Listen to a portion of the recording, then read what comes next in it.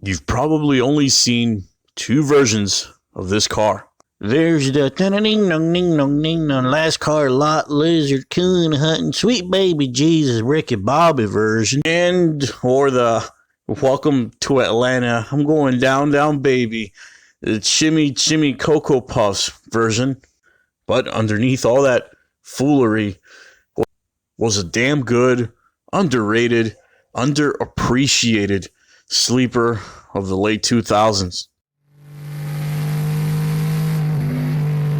Ladies and gentlemen, this is before you buy a 6th gen Chevy Monte Carlo SS. Now, the Monte Carlo SS is where I come from, we say Monte Carlo.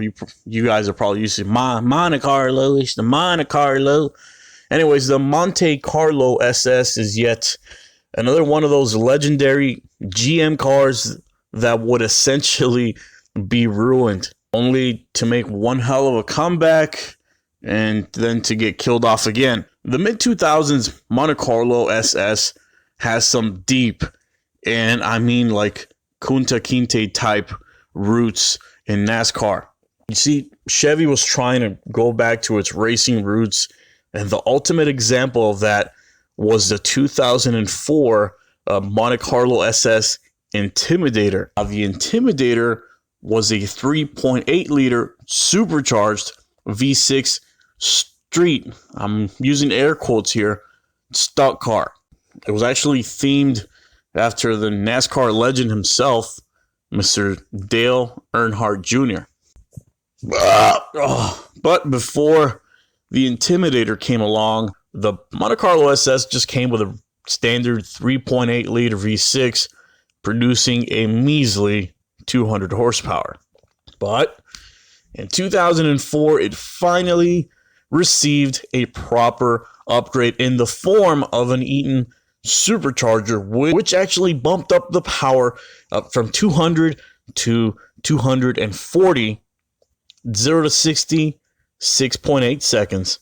Mind you, though, that's just really like 1.5 seconds faster than a naturally aspirated 4,000-pound Crown Victoria. Couple that with a front-wheel drivetrain, and the Monte Carlo SS had joined the GM copy and paste lineup of other V6 front-wheel drive supercharged 3.8s like the Grand Prix, the Pontiac Bonneville, the Buick Regal, etc. Then, in 2006, out of desperation, GM did something no one saw coming. The Monte Carlo SS grew a pair of balls that took the shape of a 5.3 liter Chevy LS V8.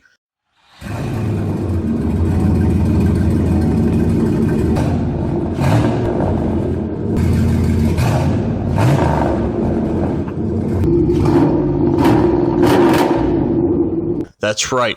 It wasn't since 1988 that the Monte Carlo had a V8 grace its engine bay. And now, finally, in 2006 and in 2007, the Monte Carlo SS was back, baby. Except it was just technically a two-door Impala SS. I mean, literally with the same drivetrain and engine and, hell, even an almost identical front end. New Carlo SS made 303 horsepower with a 0 to 60 of just under 6 seconds. My God, dear.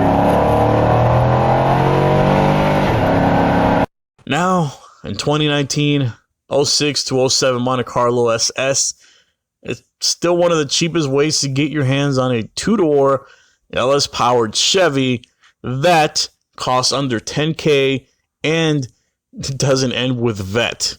But heed my warning, though. If you're in the market for one of these, keep in mind that the intake manifold gasket may leak coolant or engine oil.